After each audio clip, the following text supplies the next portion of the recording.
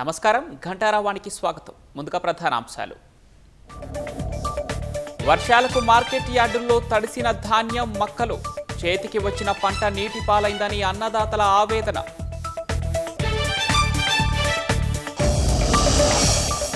జూబ్లీహిల్స్ ఉప ఎన్నికకు ప్రారంభమైన నామినేషన్ల ప్రక్రియ.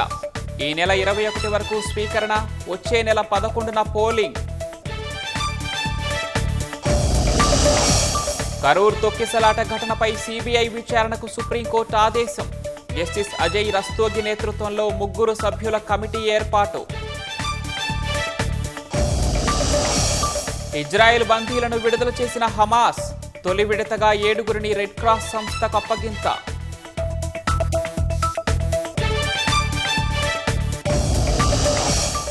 ఆఫ్ఘనిస్తాన్ పాకిస్తాన్ యుద్ధంపై ట్రంప్ కీలక వ్యాఖ్యలు. ఇరు దేశాల మధ్య యుద్ధాన్ని అంతం చేస్తానని విశ్వాసం.